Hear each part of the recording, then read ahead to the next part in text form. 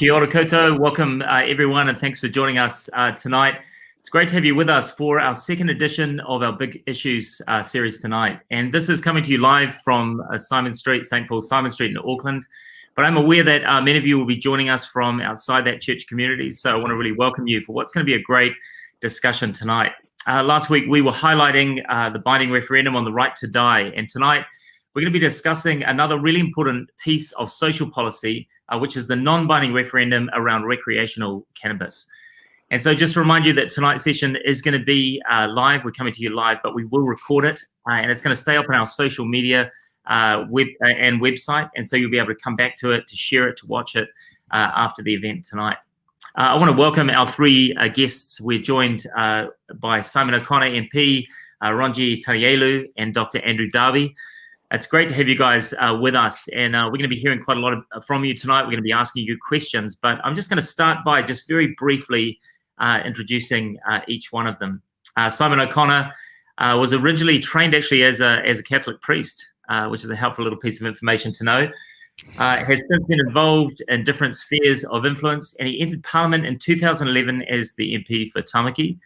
He's had a range of roles within national politics since then. He's currently chair of the Foreign Affairs, Defence and Trade Committee, and he also chaired the Parliamentary Health Committee from 2014 to 17. And actually, some of you may know Simon as your local MP. So great to have you with us, Simon. Thanks for making the time to be part of this discussion. Next, Ronji Tanielu. Malulava Ronji, great to have you with us. Ronji works as a lawyer and policy advisor for the Salvation Army. He was born in Samoa, but was raised and works in what he describes as the capital of the universe, which is obviously Māngere in South Auckland.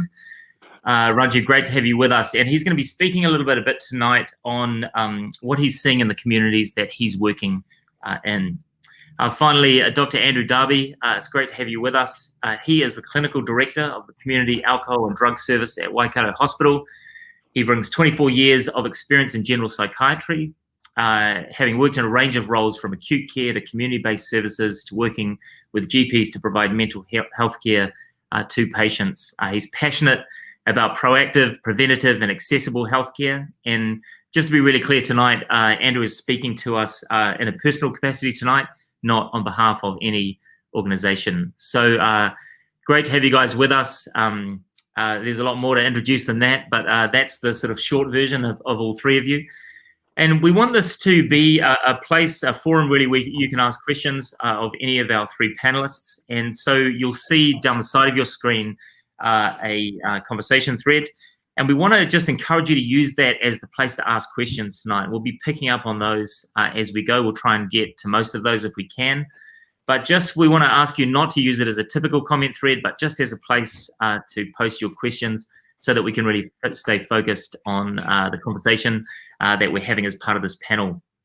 All right, well, we're going to start with you, Simon, if we can, and really just drawing a little bit broadly out, looking at the bigger picture of how do laws around social policy actually come into being? How do they get to the point that we're looking at tonight, and where do they go to from here? And you've been obviously in Parliament now for the best part of a decade, and you've also served in the executive government. And I guess a related question to that is, how can we as individuals, as organizations, as churches actually get involved in influencing that social policy as it comes to law?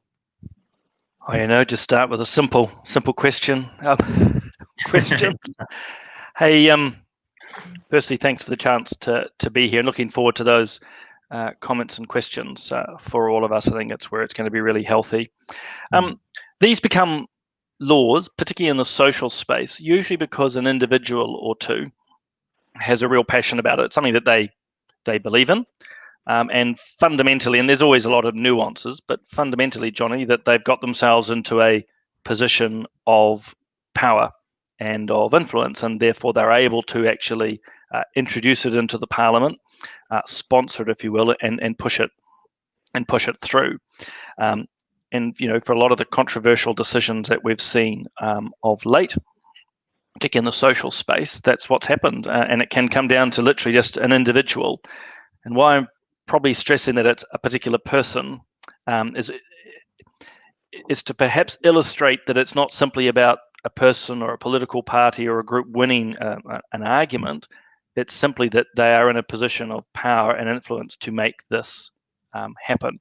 But of course, they in turn have to sit on a wider field, which is generally supportive. So obviously other MPs, you'll probably hear me say tonight, media quite a bit, who are generally quite supportive of these sorts of issues and are pushing it through. So it has to sort of sit on some fertile ground.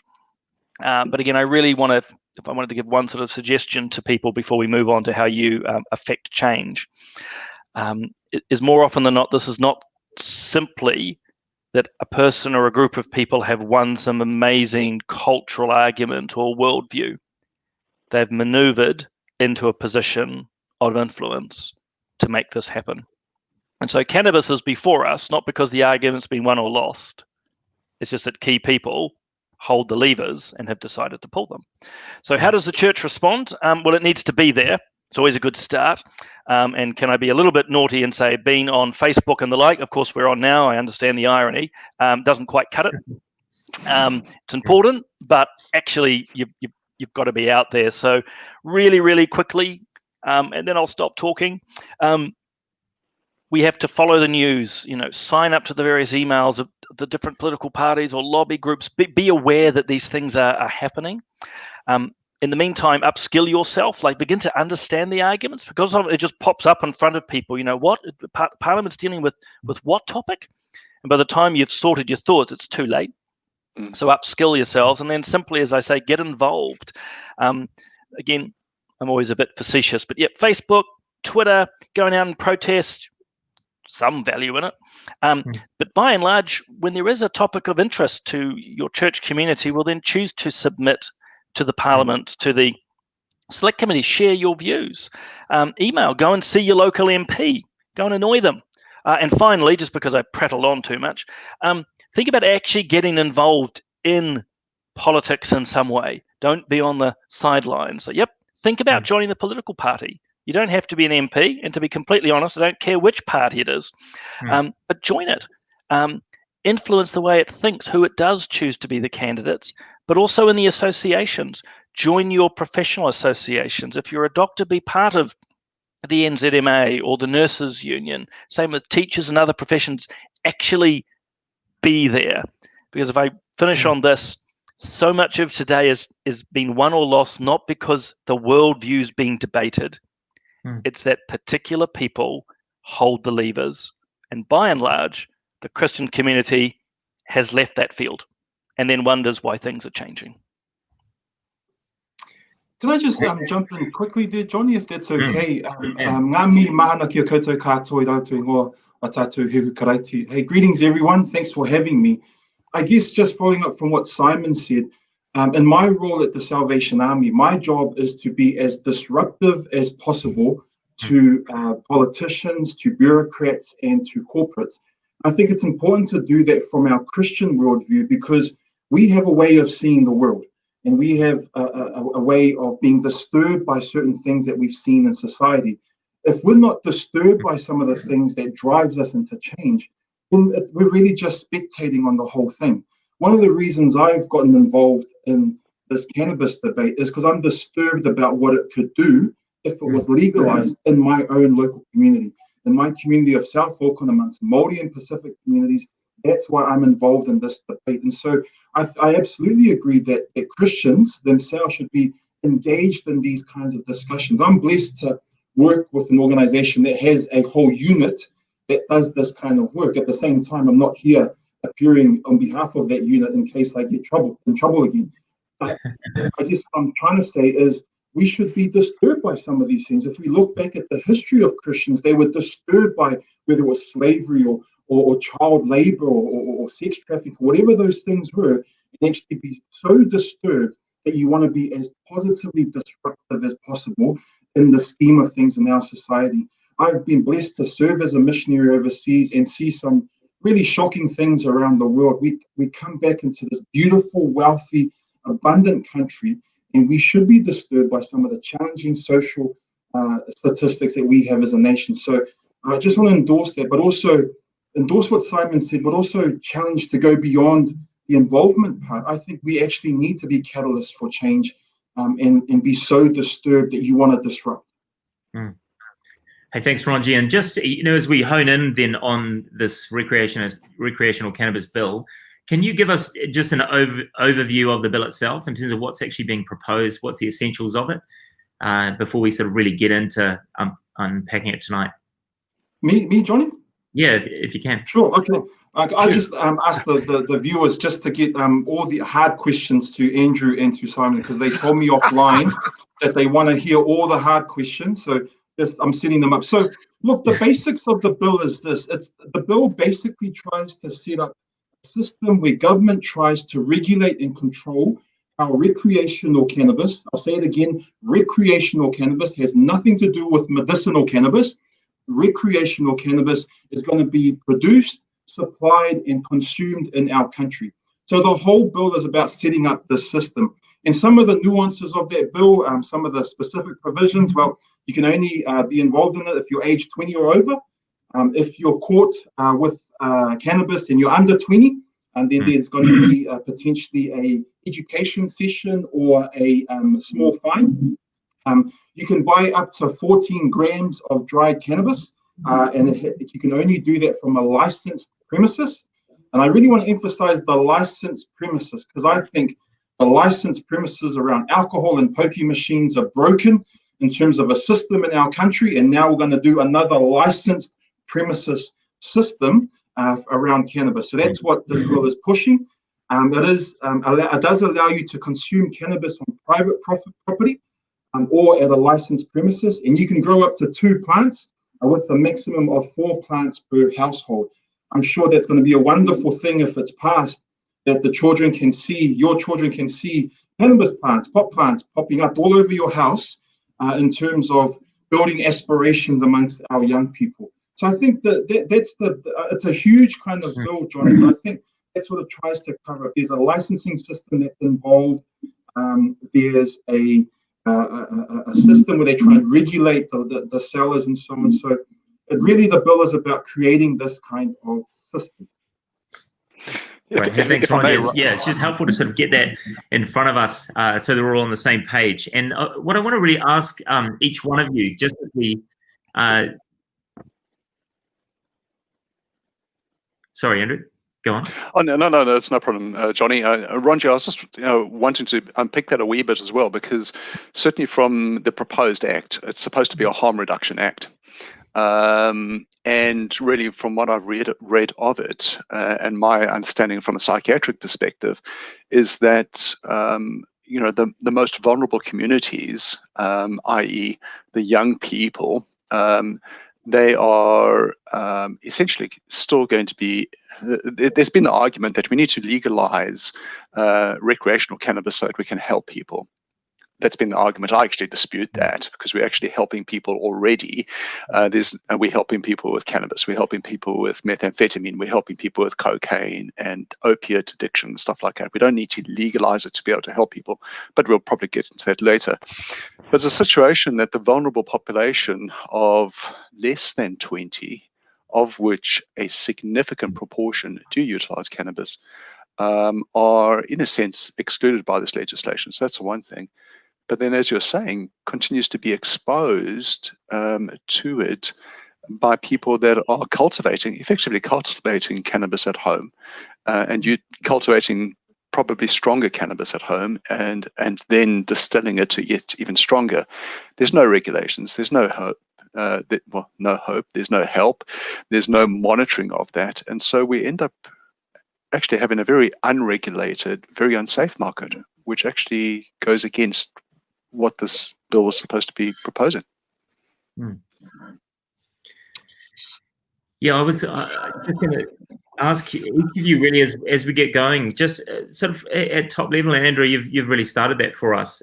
Your over sort of all sense of this bill, the sort of key things that are standing out for you, your key concerns around it. What are those things for each of you in your different sort of spheres of engagement? So certainly for me, Johnny, as Ronji was saying, it is absolutely not about medicinal cannabis. If a person had clinical problems and they came to me and it was clinically appropriate, I could prescribe it right here, right now, and people can get it. We'll come. I suspect we should probably tease that out a little bit later on, but it's not about that. It's not about decriminalizing, because there was a bill passed last year that people have been decriminalized. It's not about saving money because of legalizing it, because many people aren't getting prosecuted in any case. So all of those arguments are fluff on the side, which actually hold no substance. For me, and maybe I'm catastrophizing it a wee bit, and this is just on reflection, but I don't think I am. For me, it's almost as if it's big business seeking a way of entrapping people into another habit, a bit like what tobacco companies did years ago, entrapping younger people into another habit of utilizing a substance, developing a dependency, and actually essentially developing a stream of finances, a stream of income for years to come, at no matter what the cost is to the health of society, which I think will be significant. Can I just jump in, Johnny? I think it's an addiction for profit model. It's an absolute business model. It's an addiction for profit model. And so if you can get young people hooked on this product, you've got what corporates call sticky customers. And the longer that you can get them using this harmful substance, proven harmful substance, then you're going to grow the profit. I absolutely believe it's a broken addiction for profit model. Yeah. And I concur with that. And I mean, there's a whole lot of things we'll unpack. And if you don't mind, Johnny, will touch on some of the political aspects of this, which I think people really need to understand. But on Ronji's angle, have you noticed, a rhetorical question, but how many cannabis businesses are already promoting? Granted, it's on the medicinal side. And I'll probably get my language wrong here, and Andrew's welcome to correct me, but how they're saying, yeah, it's now legal to have it as medicine, but actually we want to have it now as therapeutic. In other words, we just want to have access to this without the doctors and the pharmacists. Isn't it remarkable, of all the drugs in society, cannabis is going to be treated utterly differently. So people often will want to talk about cannabis as medicinal, but those businesses, corporates, and interested parties move very, very swiftly to then take it out of the normal medical structure, testing, titration, which is how much you're given, and already, we've got to make it recreationally legal, man, so that I can just go and dose myself if I've got a bad back. So it's a inherent contradiction. But on the, sorry, I'll stop there because someone's about to jump something in, then I can bring in what's actually happening politically or parliamentary. I mean, it's really interesting, the discussion, Simon, that has been happening in the media. For me, it feels as if it's a confused narrative, because people end up talking about medicinal cannabis. For me, it would actually be far better if we talked about cannabidiol oil, which we know can be helpful to some people. And yes, of course, it's one of the over 100 cannabinoids in cannabis. But let's talk about the substance which is actually therapeutic, cannabidiol oil, as opposed to medicinal cannabis. There's, if you look at some of the media, there was an article in, I think it was in the Herald, where TV presenter Katie Thomas talked about medicinal cannabis saving my son's life. And what people hear is cannabis saving my son's life. And it's not. In fact, recreational cannabis is destroying people's lives. Johnny, if it's okay, if I can describe some of the challenges that we're having from a medical problem. I notice there's a question with regard to that, but it's basically from the cradle to the grave. What we do know is that people's brains are the most sensitive to it during the formative years, and really from the time of conception all the way through to, they talk about 20 years for females and 25 for males. Maybe it's a suggestion that males are slower learners than females. But I'm not, for me personally, I think what we're going to be seeing is that date range is probably going to tease out further and further and further, because what we do know is the brain is quite a plastic organ. It's making connections and interconnections all of the time. And of course, those interconnections are dependent upon having a healthy environment. So if we chuck in toxins in, and tetrahydrocannabinol is actually an insect repellent. That's what plants have developed it for. So it's a poison that we're chucking into our system.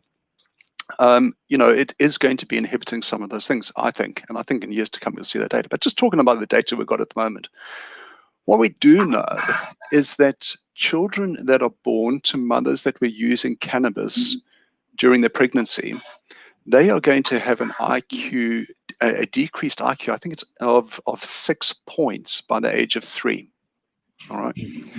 For kids that are using cannabis themselves during the vulnerable period of anywhere from young children into their adolescence, they themselves are going to have a decrease in IQ points of roughly 8 points.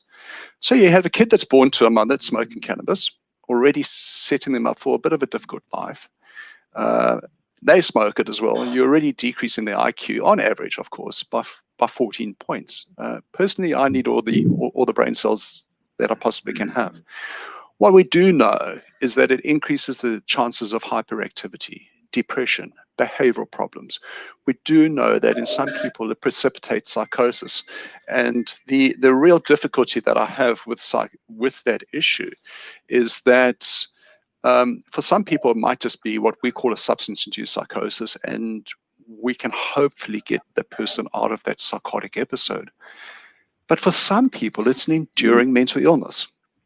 And so what we have done is that we've switched on illness for the long term, for which not only is it affecting the individual, but it is affecting their family and it's affecting society. I have a number of patients whose parents or grandmothers or aunts and uncles have to give up work to go and look after an unwell child. And so it just snowballs. And, so I could continue, and we can expand on this later, but it's huge, the problem. Ronji, thanks so much, Andrew. And yeah, it's good to sort of hear that from a clinical perspective, because I think that's, you hear so many different things about, what is the real harm of cannabis. And obviously this bill is designed to sort of reduce that harm. So it's such an important part of it. Ronji, what are you sort of seeing in terms of that social harm play out in the communities that you're part of? Yeah, I think one of the challenges, just connecting to what Andrew was saying, I love how Professor Mason Jury talks about the Te Whare Tapawha model of well-being, of holistic well-being. And that's family and social, physical, mental and emotional, and spiritual. And what we're seeing on the front lines here is that cannabis use and abuse and addiction creates damage to all 4 of those pillars of well-being. And often we just focus on the physical health part of it. But when you look at the addictions treatments, you look at the associated issues, whether it's a gateway drug into meth and other things going on, there's a whole bunch of complexities and interconnected issues that happens there. And so I guess what I'm really concerned about is the damage that it does holistically to people and to families. And when you add the narrative that's coming out around the money that will be generated from this, which I think is a horrible way to try and sell this idea to New Zealand, because they're talking about $1 billion of tax excise coming into local communities. And they're talking about 400 different cannabis stores around the country. What I'm really worried about is there's going to be 125 cannabis stores in Auckland alone. My money is on that those cannabis stores are not going to be in Kohimarama. They're not going to be in Devonport. They're not going to be in some leafy suburb in Auckland. I reckon they're going to be in this kind of suburb, because that's exactly where the concentration is, around liquor stores, around pokie machines and other gambling. And so what I'm really concerned about, the fact that we're talking about this broken model, we're applying the same broken model of pokie machines and alcohol through this cannabis experiment. And there was a study that was done in Canada that talked about, for every $1 of tax money that came in around cannabis, that created $4.50 of harm. But for every $1 that came in, $4.50 of harm was created. And I believe that the concentration of that harm is going to be around communities that we're working with every day in this kind of place that are already struggling with a bunch of other social issues. And then you're going to add another one to contribute to what they're going through. So I think it's a real slippery slope, and I'm really worried that my communities, there's going to be 7 in Gisborne, according to the Bill report. There's going to be 11 stores in Whangarei. Look, there's issues already in these communities, and we're going to add another layer of complexity and difficulty and harm. And so, again, really worried about where this is going. But the other thing there, Roger, is that they're talking about is a certain price for an ounce for a gram of cannabis, and a whole lot of these projections on tax revenue is based on a certain price. But if we look at what has happened in other countries where it's been legalized, I actually have to laugh. I was listening to Chloe Schwabrook on the project last night. Bless her. She was saying, it's an issue of us getting rid of the illegal market. Well, that would be a first, New Zealand. The reality is that wherever it has been legalized, it has not got rid of the illegal market. In fact, the illegal market has thrived. If we look at recent data that's come out from Canada, roughly only about 20% of people that are using cannabis are purchasing it from the legal market. All of the rest are either purchasing all of their product or components of it from the illegal market. If we look at Uruguay, exactly the same sort of thing.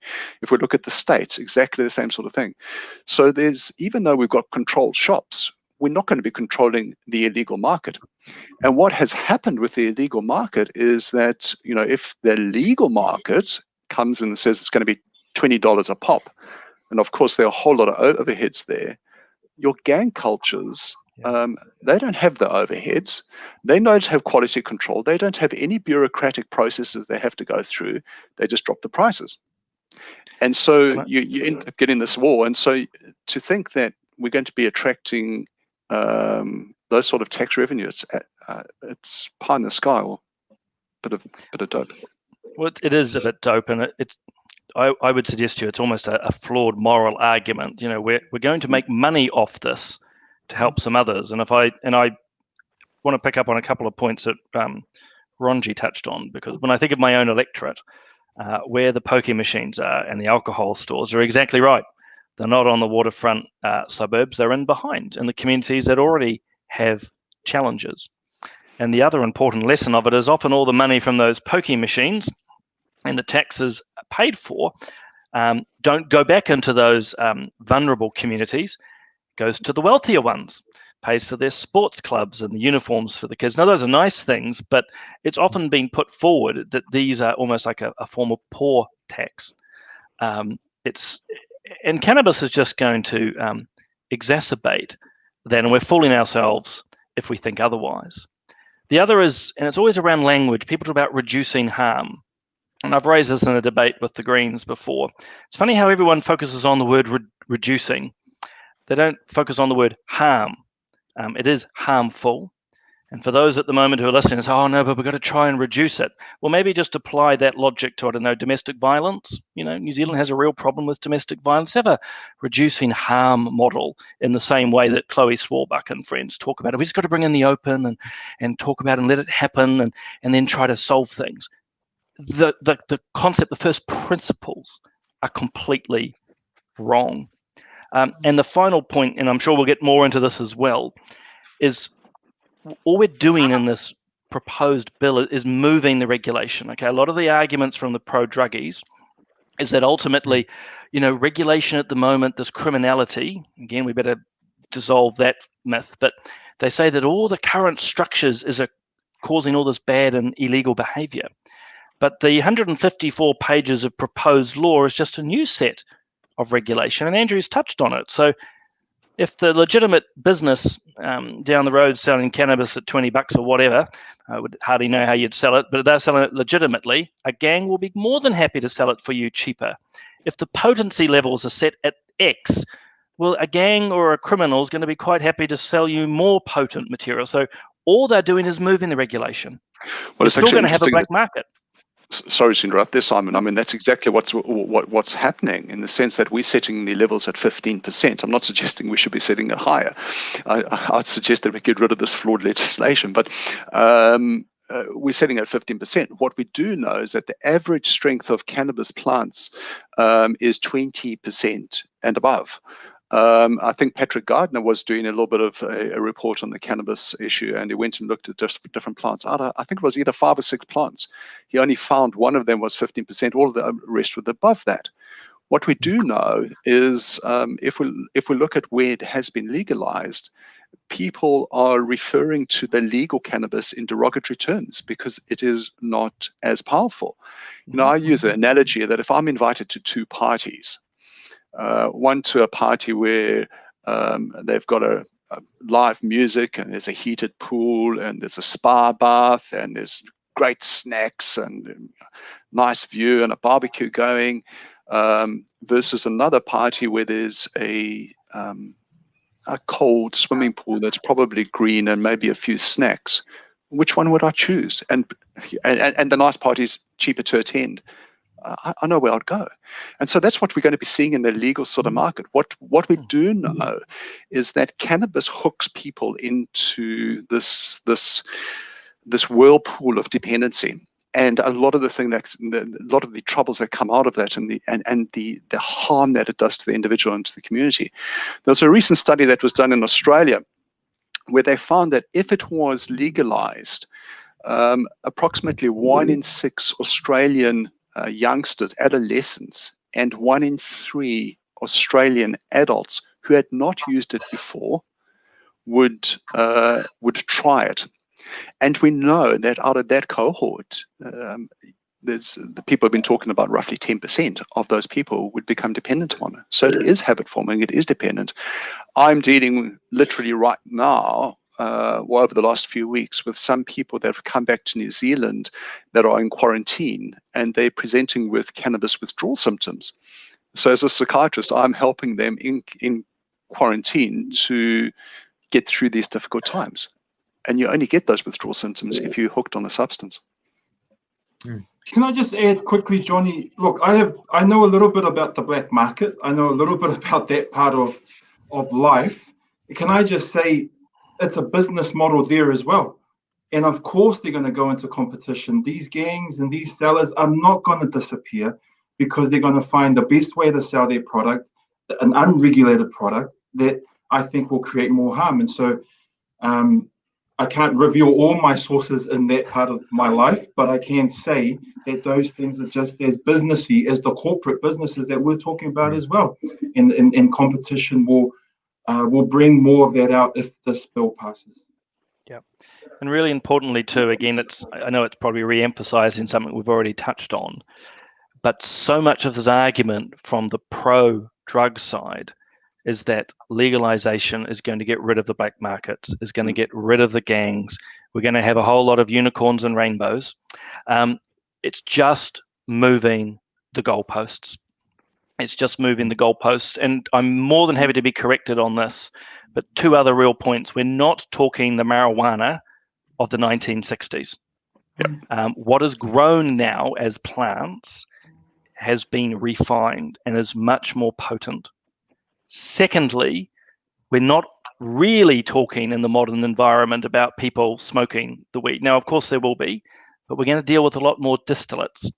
And again, I'm not a scientist, but they're going to take the THC particular qualities from these plants, turn them into effectively a distiller or crystals, and they're going to put these into products.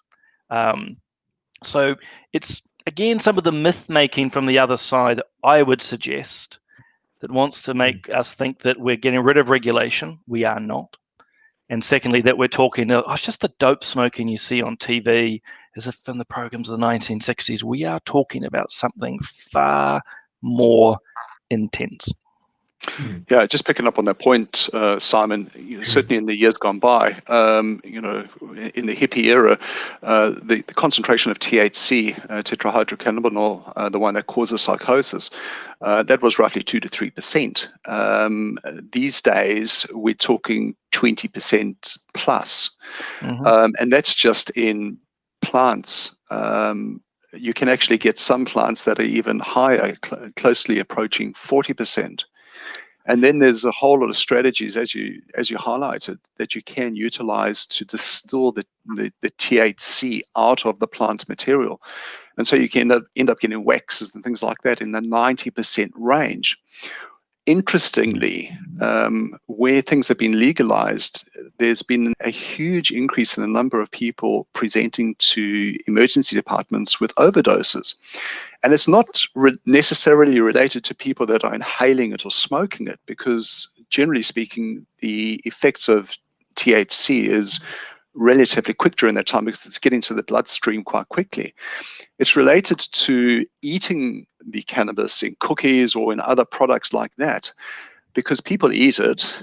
It gets into their stomach and their digestive system. It's not readily absorbed. They're not getting a hit. They're not getting an experience. They eat some more because they're wondering what's happening. And by the time that they've actually started to experience the effects of the THC, they've actually got a lot more in their system than they intended to. And then they get into the overdose situation. And that's all in the uncontrolled, unregulated market. You could do it at home. You could have some beautiful trees. You could afford trees if you wanted to harvest the cannabis. So it is really fraught. You'll see, guys, there's a whole lot of questions sort of coming down the thread, and you're picking up on many of the themes that are being asked as you go. One question, Andrew, you'll be able to see these down the side, but is there a consensus within the psychiatry community of practitioners or other sort of fields of the medical world that are dealing with cannabis abuse all the time? Has that emerged? Yeah, it's really difficult, Johnny, and it's a very, very good question. I think there is an absolute consensus in that the sense that we need to reduce the harm related to cannabis and to all drugs, really. Certainly, I can't speak for all of my colleagues, and there's a divergent group of colleagues, and I even know that Dr. Elder, she's been, I've seen her on TV advocating for the Vote Yes group. So it's a divergent group, but I think everyone recognizes that we need to reduce the harm. And we actually need to improve the health care to individuals. Certainly, in speaking to a number of my colleagues, and certainly this is a philosophy that I share, is that I don't believe law is going to change much, in all honesty, because there's still going to be the black market. There's still going to be the illegal market, whether we like it or not. What we do need to do is we need to actually improve the health literacy of society. We need to provide education to the community from the cradle to the grave, helping them understand what the effects are of the substances that is available in society, what they use, what they're going to be doing to the young ones, what they're going to be doing to our children, our adolescents, our young adults, and so forth. Because once we've done that, then we start to have this informed decision as to what we're going to be doing. If we look at where the government approach has actually worked really well in lowering the use of substances, it's actually been in Iceland and Sweden. Sweden was one of these countries which actually had a really high rate of substance misuse within the community, and they deliberately targeted that. They used 3 strategies, really. They made sure that substances like cannabis continued to remain illegal, and they were quite proactive in that regard. Secondly, they had effective and proactive rehabilitation strategies and treatment strategies for individuals that were experiencing the problems. And then thirdly, they provided a heck of a lot of education into the communities and into a whole lot of different social settings, into schools, into sports groups, into churches, into, well, they don't have Rise over in Sweden, they might have, I don't know, but into social settings. That's a strategy which has actually worked, and they actually managed to lower their substance use miss rate into one of the lowest in the Western world. So, let's take it from there. It wasn't the law that changed it. The law supported change, but it was actually all those psychosocial interventions that made a huge, big difference. Yeah, hey, Johnny, I didn't have the marks to make it into med school, and so I don't know much about doctors and stuff, but the New Zealand Medical Association has made a clear statement around this yes or no vote. And this is their statement, part of their statement. Cannabis is a harmful drug that causes a range of health and social harms at the individual and community level.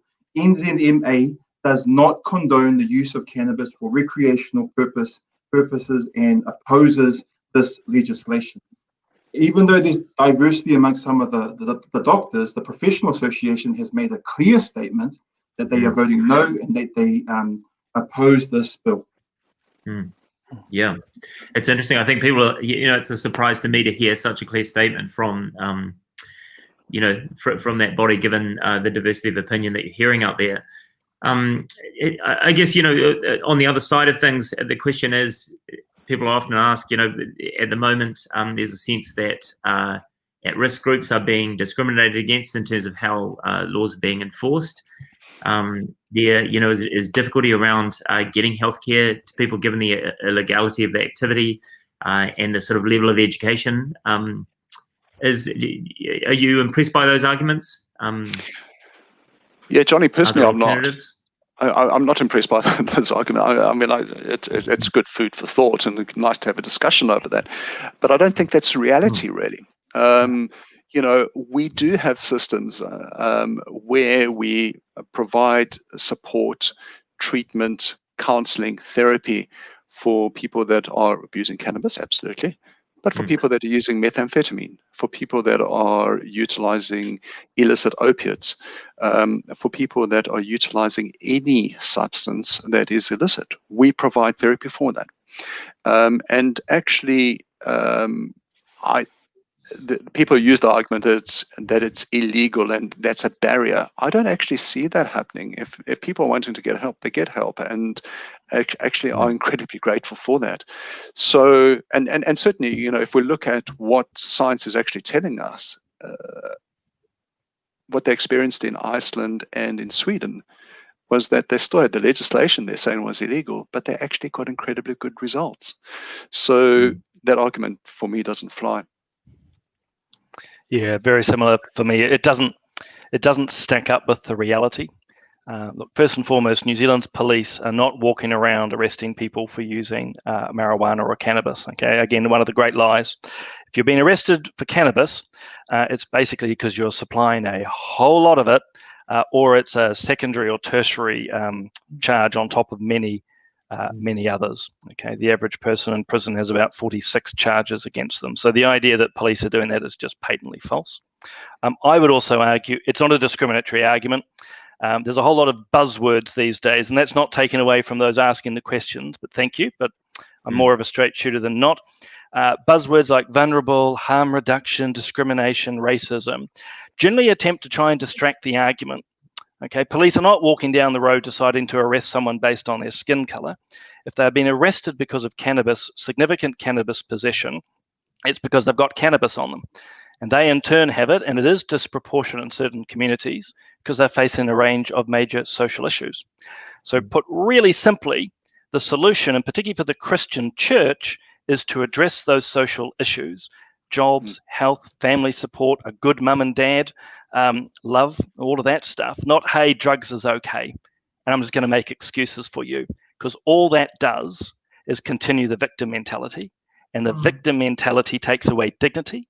And let's get theological for a moment. When you take away human dignity, you're taking away that very spark and image of God. And we as Christians are called very strongly to stand against that. And I'll stop there on that little soapbox. Look, I absolutely tautoko what Simon said. The only thing I would add to that is that personal possession does not create criminals. And I really want to emphasize that personal possession is not creating criminals. What happens if you get caught with cannabis now is you get a pre-charge warning. and cops have this discretion to be able to not have to go and prosecute and charge those with cannabis possession. Justice, about a week ago, the most up-to-date justice statistics came out from our government. There's been a 63% drop in cannabis charges in our country in the last 10 years.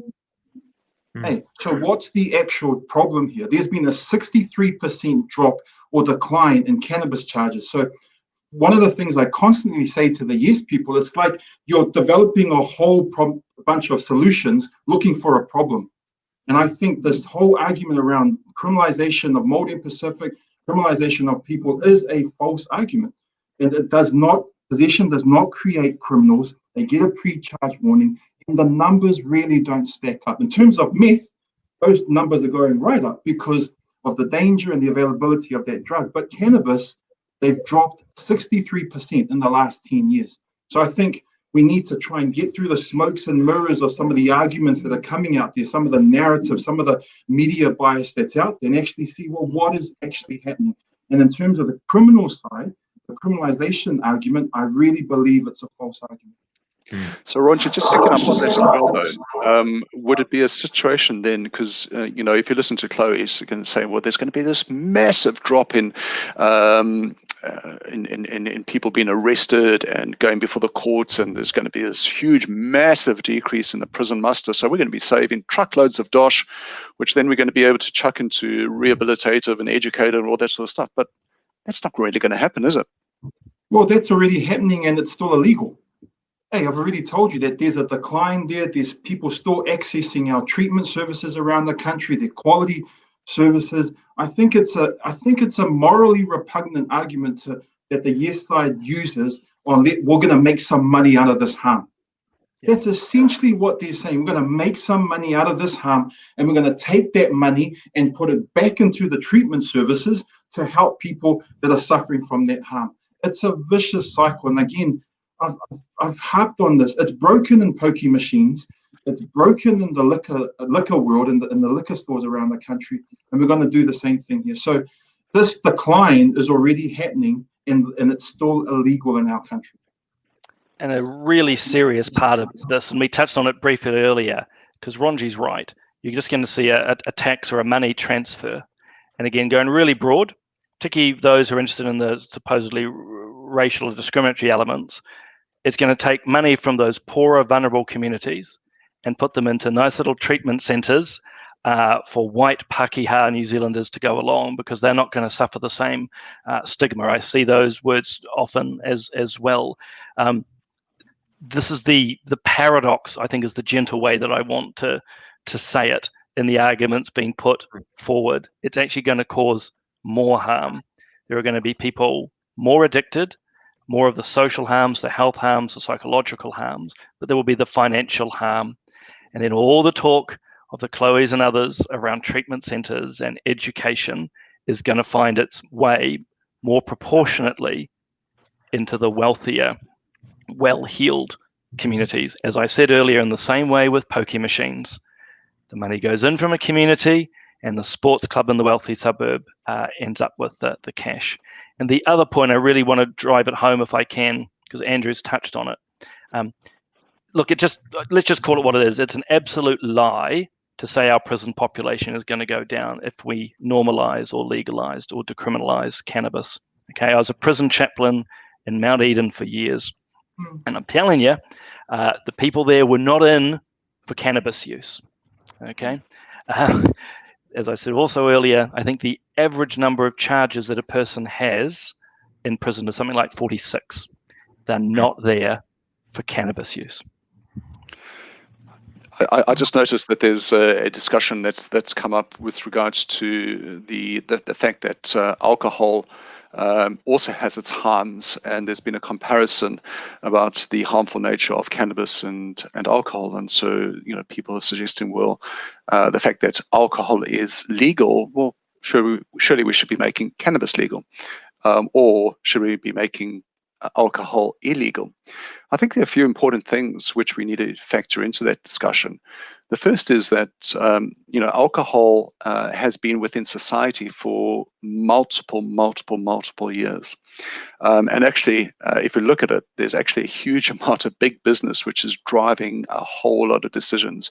We just need to look at what actually happened when they decreased the age of drinking, much to everyone's delight. I'm being sarcastic there, sorry. They decreased the age of drinking, and guess what? We saw a lot of the problems coming through.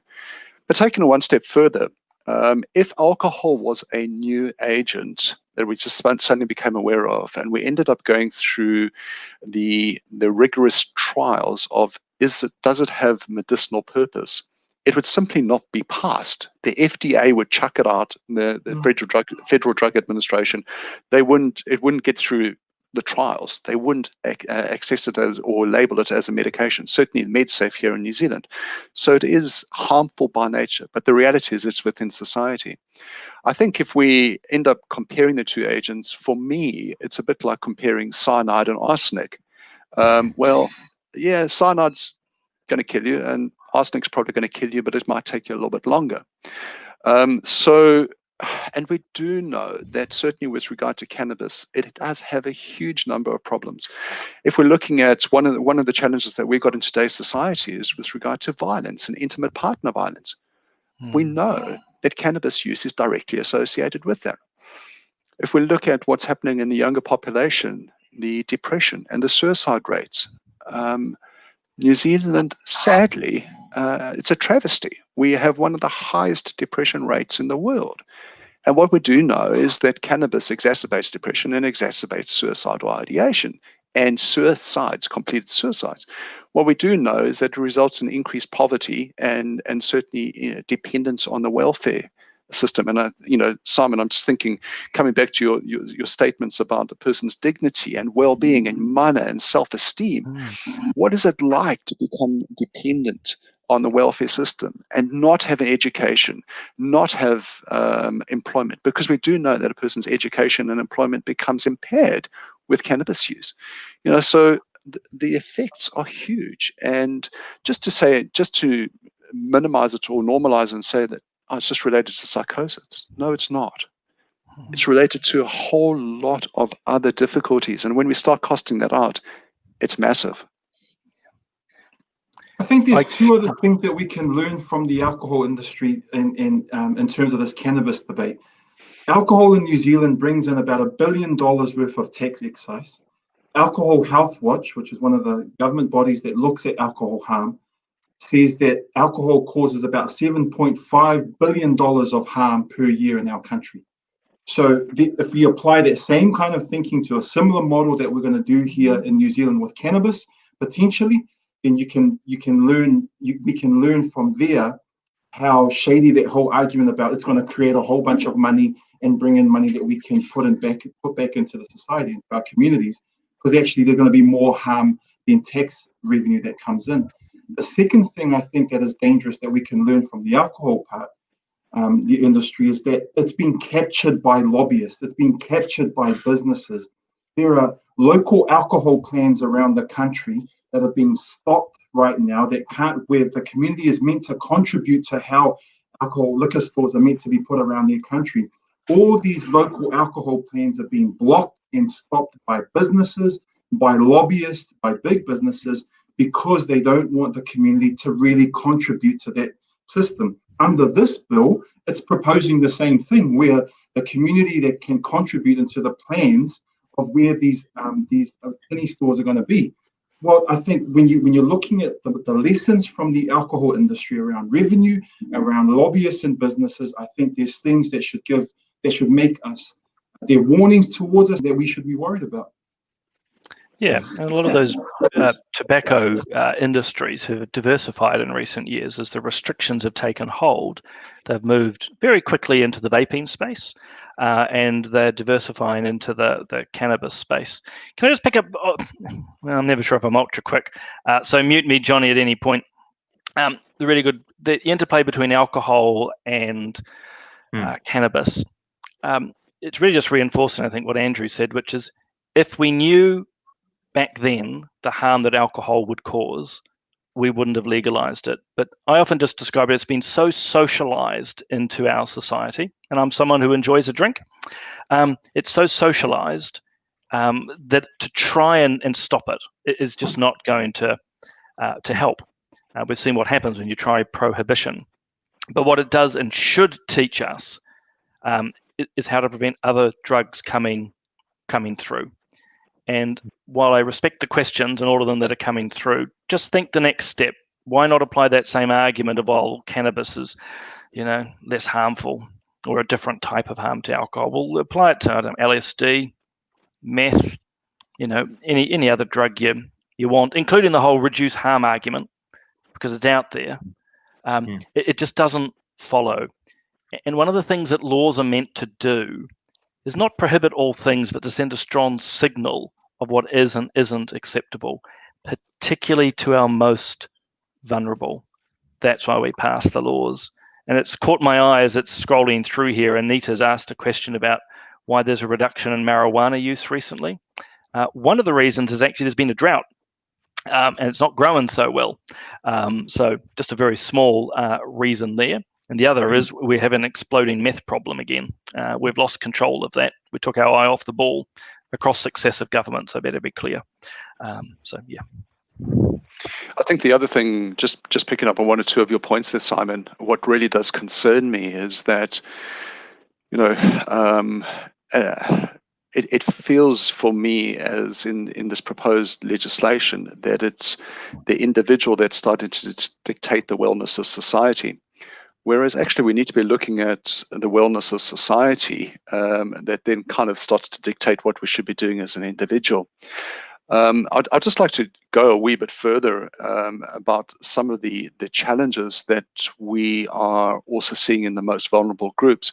We've been talking about the legalization of it, but we've also talked about it being illegal for people younger than 20. The problem is, if we look at what happened with alcohol, it's been pretty well normalized, right? And so people use it in a number of settings. And what we do find is that with the lowering of the alcohol age, so that where the cutoff level is, the people below that actually start drinking it. Lower the age still further, people lower than that were going to use it. And so what we have found, one of the theories that is found in countries that have legalized cannabis, is that people are not aware of the risks associated with it. That education component hasn't actually happened. The supports in the community hasn't happened. So youngsters just end up starting to use it. The other issue that I have seen coming through in the media, and Johnny, if it's okay with you, if I can just share a couple of slides, I'll pop it on the screen and hopefully we'll be successful. But, one of the things which I see coming through in the media regularly is the issue of people talking about cannabis. And Ronji, you already talked about the fact that if there's an adult over 20 years of age, they're allowed 2 plants. And this is the sort of image that I see: 2 plants, 2 pot plants. That's cool. If there's a family unit or a group of adults together, they're allowed 4 plants in that household. And that sounds, yeah, okay. And these are the sort of pictures that we end up getting on TV. However, these are the sizes that these plants actually grow to, and they're not insignificant. So you can see this man standing there, as that's probably close to 6 meters tall, that bush that we're actually seeing. I did a little bit of photoshopping and a bit of naughtiness as well, but looked at a new suburb that's going up in Hamilton here, and basically what we could do, assuming that there's 2 adults per household there, we could end up having hedges of cannabis plants. Now, the problem with that is assuming that those are just plants that are there for the adults to utilize, it's going to become normalized behavior in that household. Not only are people going to be exposed to secondary cannabis smoke, which we know is significant, but it's going to be normalized behavior. And we do know that people experiment when the parents are not around. And so what we will find is that the vulnerable population, the youngsters, will be getting that dope will be utilizing it, and we're going to see significant more ales within society. So we're making a rod for our own back there as well. Just to draw one piece off that further. Sorry, Johnny, you were so close. You go for it. Because it's a question that I can see here that Daniel's asked around society's acceptance of cannabis. How is it that we're even having this conversation? Well, for many, many years, the government's taxed us and taken, any government, multiple governments have taxed us and given it to what sounds like neutral bodies like the Drug Foundation, which are very pro-drug use, and just slowly input into your schools, into the media narrative, and it just sows the seed, all puns intended, and just that slow push, that slow agenda. And the great irony for me, again, it's all funded by our taxes, but to try and change the narrative. And it's day after day, and it probably reflects my views. But when I pick up the paper or the iPad with the paper on it, it just feels like a propaganda, almost a flood of. And again, it's often paid for by all of us online today. And that, Daniel, in my opinion, is at least one of the reasons, just being that slow normalization, just to make it sound like it's all perfectly fine. They're also coming up with the argument that according to their stats, that because a lot of people are utilizing cannabis, it's normalized behavior. Now, the stats that they've been using here in New Zealand is related to the Dunedin and the Christchurch study, where they said roughly up to 80% of that cohort, and that's a very specific cohort, all right? It's people that have been followed. Up to 80% of those people have dabbled with cannabis at some stage, so it's normal behavior. However, I think it's quite dangerous to actually extrapolate all of that data from two specific groups to the whole of New Zealand. It just doesn't make sense. If we look at a number of other studies, the Ministry of Health studies, and there's been other organizations, the figures that they've come up with are round about 50% plus or minus, and 52, 45, round about there. So it's not the vast majority of New Zealand society that has experimented with cannabis. It's not. Secondly, the argument, if it was true, which it's not, but if it was, the argument that because a lot of people have used it, we just should normalize it, well, then the same argument should actually happen for everyone that's got a driver's license, because probably the vast majority of us have sped in our cars. And if that is the case, then we should just increase the speed limit. Never mind the fact that it's going to cause more accidents. And actually, that is a health problem, because people are going to get hurt, people are going to get maimed, people are going to get killed, and it's going to have the same consequences. I know I'm making this a bit of a drama, but same sort of problems. So let's not normalize the problem. Let's call the problem what it is, and then let's find solutions to it. And also question. Your earlier and first question is around, particularly in the political process, how to be involved. Well, question the politicians, question the science. Those promoting drug use often talk about we're evidence-based. Okay, that's a nice phrase, but don't buy it. I mean, they might be. I'd say they're not. They cherry pick the evidence, but we're all smart people on this chat, and those who are signed in. Go and do the reading, as you say, as Andrew pointed out. We'll go and look at what cohort, how many people were part of this dramatic study that's put out. Science remains a contested space. And again, I would just suggest to those listening, and anyone, including myself, who would say to you, oh yes, my position is evidence-based. Well, go and question it. Don't simply accept that. And then just use common sense, the PhD of living. The family smoking dope, how are they going to be in the morning to get their kids fed into school? Doesn't take a scientist to work out the kids ain't going to get to school. Okay, yep. I don't need a drug foundation or someone with a PhD to tell me that. It's called common sense. And, being a little bit trying to stir things up, I think we online and in the Christian community, in particular, Senior St. Paul's, need to switch on the common sense a lot more. And maybe that would help in Parliament, but that's a whole different discussion. But also, just picking up on your point there, Simon, that for us as individuals, we need to test the science or the figures that are actually coming out there. There's some strong advocates for the yes vote that have critiqued what's been happening where it's been legalized. Now, if we look at what's actually happened where it has been legalized, in Canada, in the States, in Uruguay, in every place where it has been legalized, the increased rate of cannabis utilization is higher than where it is illegal. In every place. What some of our supporters of the yes vote said, oh yes, it's a little bit increased, but it's not significant. I've heard that on national TV. Whereas if we look at that in Canada over the last year, what we find is that the figures in 16 to 19-year-olds has increased from 36% in 2018 to 44%, which is actually a 22% increase in the number of people that are utilizing it in that cohort of individuals, remembering that that is the vulnerable cohort. And what we do know is that the younger a person starts smoking, the more often they smoke it, and the higher the potency, the more likely that they are going to be suffering from a mental illness.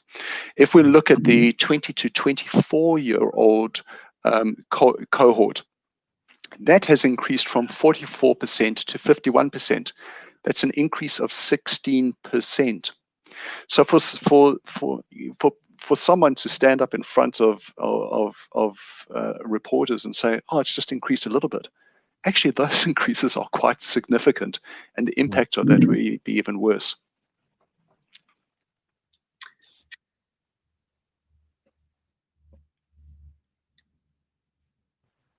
Ronji, can I ask you? And the bill is about reducing harm. It's about its intended purpose is to particularly help those communities that are most vulnerable to cannabis abuse or utilization.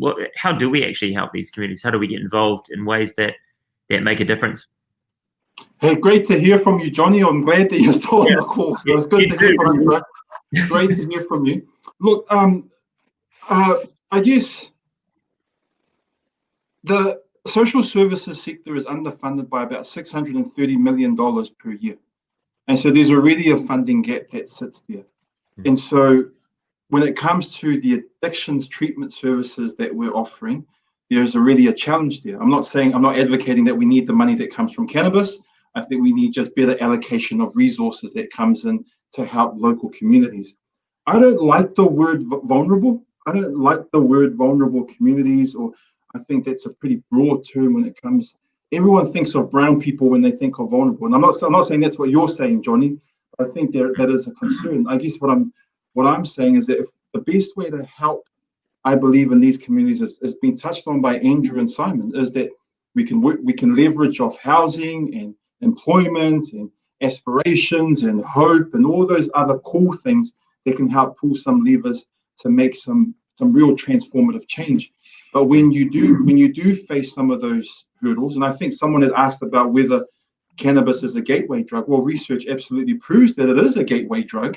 And in our experience, cannabis is definitely a gateway drug. Not for every user, but it does open the pathway into harder drugs. And so if you can provide a strong series of interventions around addictions treatment when they do face that issue, and around education and information and diversion away from those messages, then I think you can really contribute to those that are struggling with these challenges. And so, look, maybe I can get away with it because I'm brown, but I really don't like what the yes vote says, that this is about social justice, especially around brown people and brown communities. And part of the reason why I don't like that is because the numbers don't add up in terms of criminalization, in terms of addiction, and all the other things that we're looking at. And so I think it's an absolute social injustice if we do start looking at passing this law.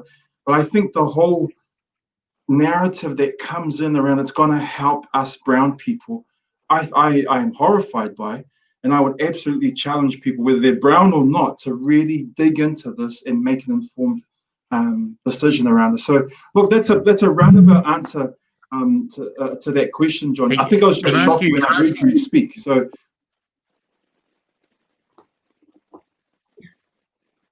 So, sorry, Ranji, just picking up on that a wee bit as well, and in a way, with Pacific Islander and Maori, I am really concerned about the implications, and I know I'm generalizing here, so please forgive me for that.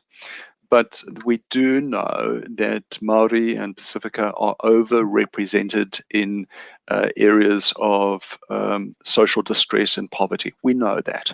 They are more vulnerable. And we also know that they have higher rates of physical and mental illness.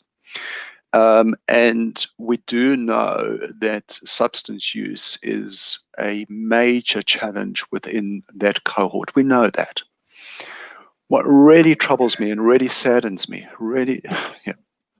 is the fact that if we look at what cannabis does to the individual and to the youngsters, we are the fact that it's probably going to be more likely used in vulnerable communities means that it's going to be affecting the ability of the child and the adolescent to gain good education, to gain tertiary education, to land good jobs, to avoid accidents.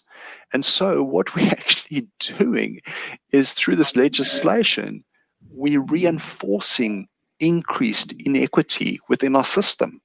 Mm-hmm. And I think that's abhorrent. And I think Pacific people, there's 380,000 Pacific people in the country. The median age for our people are 23. And so who are the companies going to come after?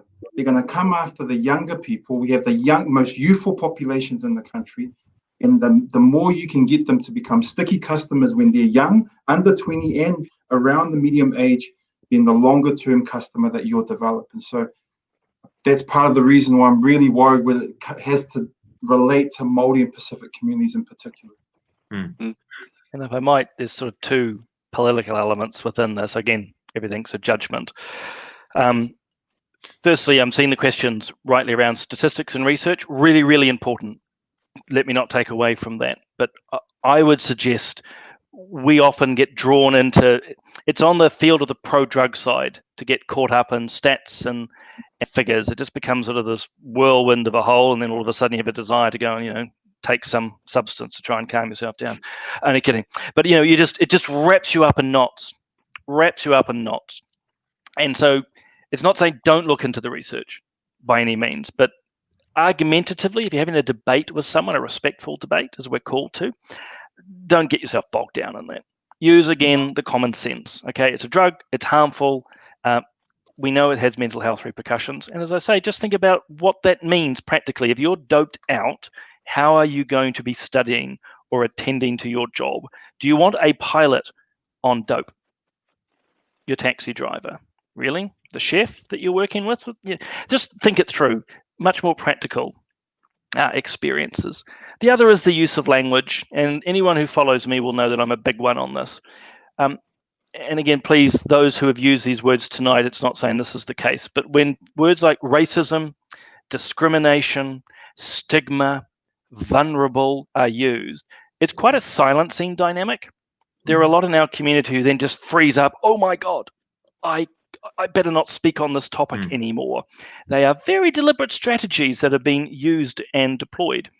And again, I know this is a Christian audience and it could be wider, but we're actually called to be brave. We're called to be brave and to speak the truth. To use John chapter 8, even though I'm Catholic, I have got some biblical knowledge. When Jesus is faced with the woman, in this case adultery, at the end he says, go, in a sense, be free, but do not sin again. Okay? We're called to actually speak the truth and encourage people to good behavior. What the pro-drug people are saying is, well, look, I still love you, but go on off. Just keep doing the things which are causing you harm. That's the antithesis of the Christian message. And that's the only piece of research, in a way, you need to turn to. As Christians, it's pretty clear what our position should be. And I've just felt that needs to be said. It's pretty clear, and I'm more than happy to debate anyone after this on that topic. Hey, guys, can I just ask you, we've talked in general and sort of the principle of the bill and what it's likely to do, but it might just be worth talking about some of the specifics of it, because, often the devil is in the detail and things like this. We found that with the right to die legislation as well. Just in terms of, for example, what does 14 grams actually represent in reality? What are people actually being allowed to purchase and carry with them and pass on? Where can they, what spaces can it be consumed in or used? Any issues around the detail of the bill which particularly stand out for you? I think for me, one of the positives is that there's no advertising. There's a strong ban on advertising. In terms of 14 grams, I think that's about 30 or 40 tinnies. I'm not a user, so I don't know what the size of tinnies right now and whether the sellers are generous or not, but that's about 40 or so tinnies that can be used. What are the other details that we need to look at? So there's issues as to where it can be consumed, and so there are going to be designated places to consume it, but that can be a bit misleading as well, in the sense that my reading of the bill or the proposed bill is that the consumption is basically for edibles. It's not going to be for vaping or smoking in those areas. So and vaping and smoking won't be allowed to occur in public areas, so you have to do that in private. But recognizing that cannabis, a bit like what tobacco used to be, it's a social habit, it's a social engagement. And so, how workable would that be? Because most people will end up going to parties and smoking at a party. Okay, they're still used at home, but they're still used in a social setting, which contradicts the bill. I'm loving the fact, Andrew, how much you've talked about parties during this talk. It's clearly on you. We're going to have to get together in person once this lockdown's over. Sounds good, mate. Come down to the Waikato. We're at level 1. Yeah, it's the level 1 thing for sure. Hey, can I just pick up, and it's probably the parliamentary point in all of this, which is actually what this referendum is about and what this legislation is, because it's one of the reasons why I haven't gone too much into the details, and that's not taken away from it. But this is a referendum, not on actually a specific piece of legislation. It's really asking the conceptual question to New Zealanders of whether they want recreational cannabis legalized or not. Now, the government has put out a draft piece of legislation, a suggested set of regulations. Might note, again, to be a bit naughty, that it's 154 pages, and the death bill, the euthanasia assisted suicide bill, is 28 pages. Just let that sink in for a moment. Every word in this cannabis bill can be changed. The referendum has no effect on that. So that's really, really important for people to understand here. So a couple of points off that. Firstly, I can't literally give you $5, but I'll use it as an expression. $5 to every person who can go and locate me the bill quickly and easily. I'm not dumb. Well, you can dispute that. I'm not dumb, but it ain't that easy to find the bill. It's tucked away. You've been asked to effectively sign a blank check, because if New Zealand votes yes, then it's up to the Parliament to draft the law. It doesn't automatically make this proposed piece of legislation legal. In other words, any government in the next Parliament, so post-October 17, can design whatever it wants. So all our talk about how many plants, how potent, where you can sell it, how you can advertise it, age limits, in a sense, is all for naught, because all you're doing in this referendum is giving a yes or a blank check to a government to go and do whatever it wants. And really, really important that people get that in their head. And it's so very different to the death bill. That's a whole different dynamic. But on this one, it's a blank check to do whatever they want. And boy, they want the yes vote. Great point. I think just picking up on some of the discussions there as well, Simon. Matty was talking about the fact that, would we support something like decriminalization instead? But please correct me if I'm wrong. But my understanding is that decriminalization has already been enacted, and so that's a moot point, really. They slipped that one through. It's been decriminalized already, in effect. It's done and dusted, yeah. Yep. As is medicinal cannabis, that was done and dusted. And talking about medicinal cannabis, it's actually really interesting. There was, sorry, Johnny. There's one comment last night that I heard with the pro-cannabis legislation or legalization. And the guy was saying, well, if it was legalized, all of a sudden medicinal cannabis will be a lot cheaper. Here again, there's actually a conflict of interest, really, because my understanding is that a number of the companies that are producing the medicinal cannabis would also be the companies that are producing the legalized cannabis, if they did. So there is a hidden agenda there, which is another interesting line to go down. But there's also the situation that medicinal cannabis was already legalized. The pricing is not an issue of whether it's recreational cannabis is legalized or not. The pricing has got to do with Pharmac, whether they're going to fund it or not. And so let's not get caught up in that debate. It's there, we can pay for it. The funding, Pharmac needs to sort that out.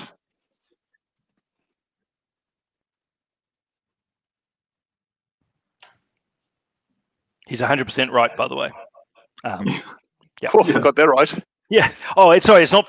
Sorry, that sounds a bit arrogant. It's not meant to be. But that funding issue is exactly right. That's a Pharmac issue. That's for governments, any government, to choose to fund the Sativex and other drugs that are out there. Tilray. These are legitimate products at the moment. So yeah, just so many false arguments at play and hidden behind a whole lot of deliberately manipulative language.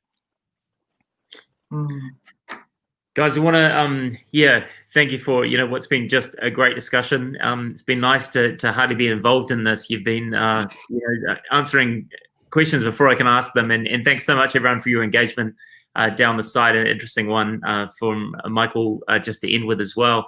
But just as we sort of come into land on this one, what would you say would be the sort of one thing you'd want to leave people with as they consider whether to vote yes or no for this bill?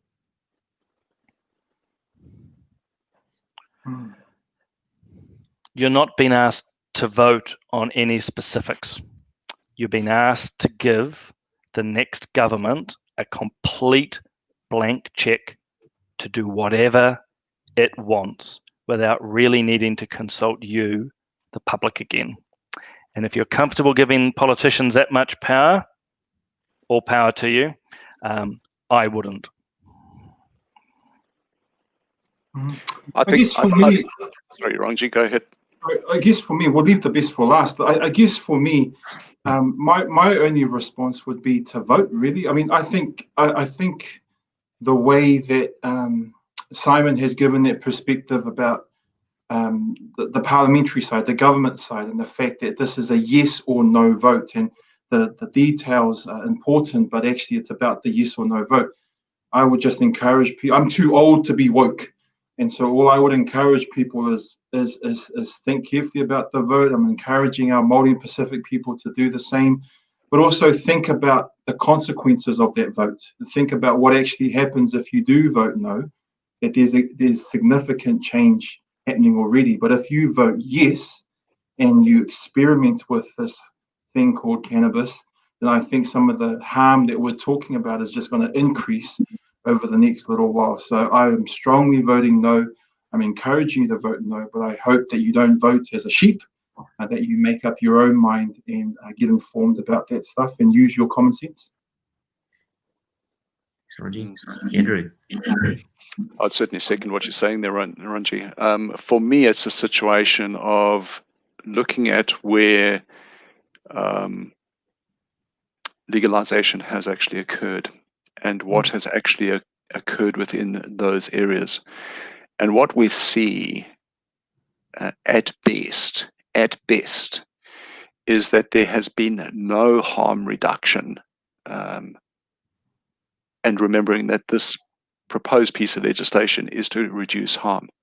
At worst, what we are seeing is a significant increase in number of people utilizing it and consequent harm. What I would like to leave you with is that it's probably not going to be legislation in itself that will reduce the harm of substances to society. It's going to be with regard to getting out into the communities, it's supporting communities, educating them, walking the journey with them to make wise, healthy decisions, to have robust discussion with them, and to work through the pitfalls that these substances bring. So for me, I will be voting no, not because we shouldn't be doing something different. We absolutely do have to do something different. But I don't believe it's this type of legislation that will make the difference. It has to be more psychosocial interventions, and we can do that without changing the legislation. Great.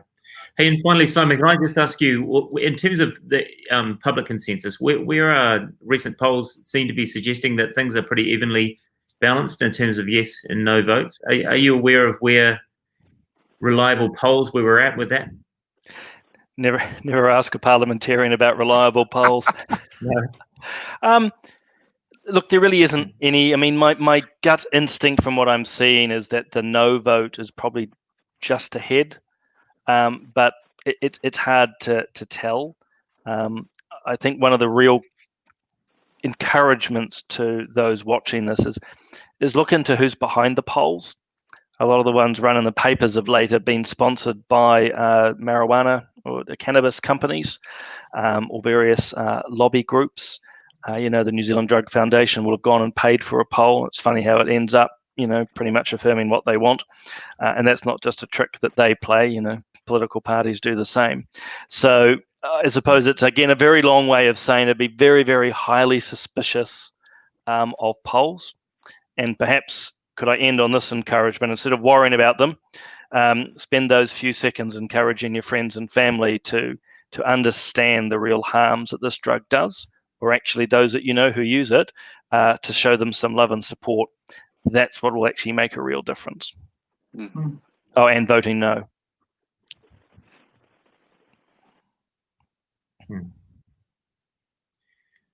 Hey, I want to thank our guests tonight, Dr. Andrew Darby, Ranji, and Simon, just for a really great, wide-ranging conversation. So appreciate your perspectives and for you being involved. Thanks, everyone, for joining us and for being so engaged with your questions. A lot more to answer there, but it's just great to sort of get the juices flowing and to really get thinking about such an important issue, which is coming up for decision really soon. Hey, we want to remind you that this will be recorded, and so you can get it on our social media platforms, and you can share that with friends or come back to it at another time. And we are going to take a little break for a few weeks on big issues, but we're going to be back actually in the physical space of the church, incredibly, for our last two, which are happening on the 21st and the 28th of October. They'll also be recorded, but we really want to do that in the live space of the church, so we're looking forward to that. Hey, but thanks, everyone. God bless you heaps, and thanks for being involved in tonight. And thanks, guys, for joining us. Thanks, everyone. See you soon. Thanks, everyone. All the best.